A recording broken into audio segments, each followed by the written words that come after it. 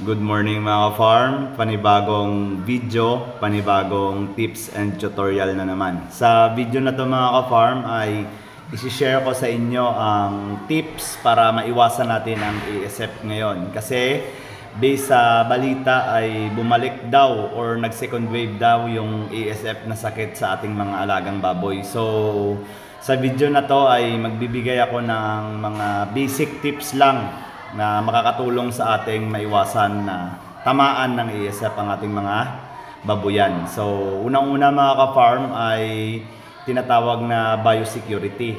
Ang biosecurity mga ka-farm ay ang pag-disinfect sa atin ng 2 beses sa isang linggo or depende sa sitwasyon natin. So, in my case mga ka-farm ay nagdi-disinfect ako ng twice or thrice a week sa aking babuyan. Then sa biosecurity included na yung paglalagay ng foot bath bago ka pumasok sa inyong babuyan. So sa previous video ko mga ka-farm, yung ginagamit ko na pang-disinfect ay yung Sunrox lang na hinahalo ko sa tubig, then nililinis ko sa ating mga kulungan ng baboy. So meron din naman mga ka-farm na mabibili sa mga online store or sa mga poultry supply or sa mga agri-vet natin. So yun mga ka-farm, yung una nating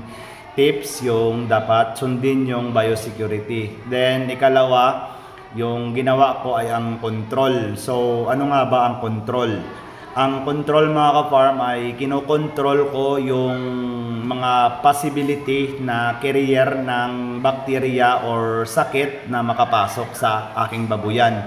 So sa control mga ka-farm ay sinusigurado ko na ako mismo na nagbibigay ng pagkain sa aking mga alagang baboy ay hindi ako basta-basta pumupunta sa ibang lugar para hindi ako maging carrier or magdadala ng sakit sa aking babuyan mga ka-farm.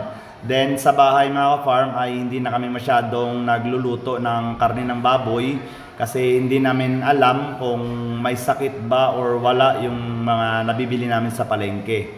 So isa din yon. Then next, dapat malinis ang kulungan ng ating mga alagang baboy.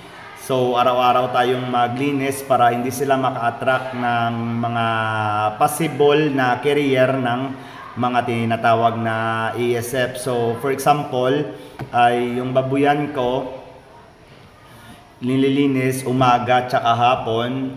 So yung purpose nun mga ka-farm para hindi sila mag-attract ng langaw na posibleng carrier at tsaka lamok.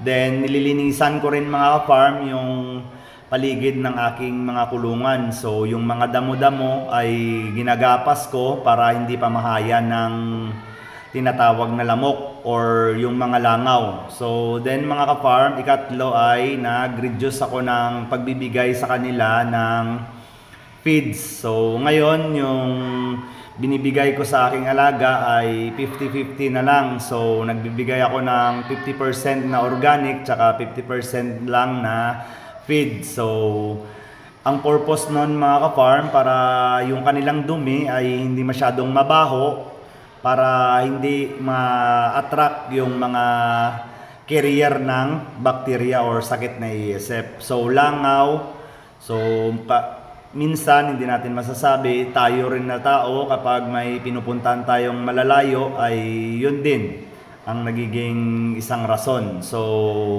yun lang mga ka-farm. So as a review lang, biosecurity, control, tsaka nag-minus ako ng ating pakain sa feed. So nag 50-50 ako. So yun lang mga ka-farm sa video na to. Tsaka may additional information pala ako sa inyo. So kapag nag-red zone na yung ating barangay, so ibig sabihin nun ay may kaso na sa ating barangay. So magdoble ingat tayo.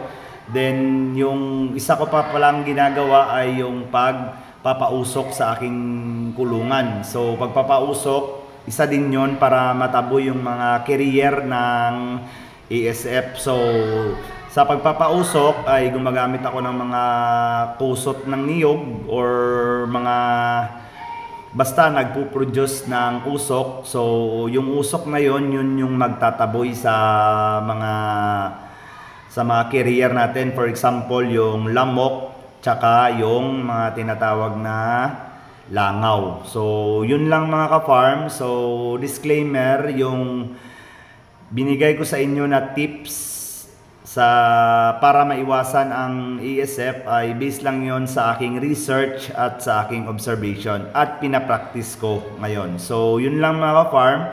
Please subscribe sa ating munting YouTube channel para maski pa paano ay makatulong sa inyo. So hit ang like button, tapos i-share na rin ang video na to para maraming mga makakita pa ng ating mga tips. So yun lang mga ka-farm. Happy farming and salamat!